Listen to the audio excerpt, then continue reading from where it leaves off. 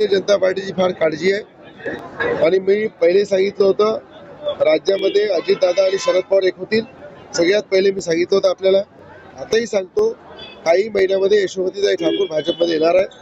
त्यांना वाटतं की कुठे आपला भाजपवर अन्याय नाही झाला पाहिजे, भाजपचं कुठं काही कमी नाही झाला पाहिजे.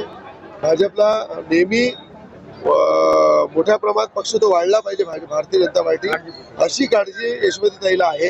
आणि त्याच काळजीपोटी त्या कळकळीची विनंती करताय की भारतीय जनता पार्टी हा आता येणाऱ्या काळात माझा पक्ष राहणार आहे, मी त्या पक्षामध्ये येणार आहे. म्हणून त्या भारतीय जनता पार्टी त्या काळजी करताय.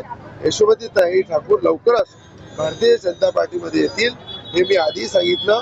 काळ्या दगडावरची पांढरी रेघ करणार. त्या ठिकाणी जशी मी इलेक्शनच्या आधी मुख्यमंत्र्यांची त्याची भेट करून दिली होती, त्याच पद्धतीनं मी स्वतः त्यांच्याशी मुख्यमंत्र्यांशी बोलून त्यांना वर्षा बंगल्यावर घेऊन जाईल, मुख्यमंत्र्यांची भेट करून देईल.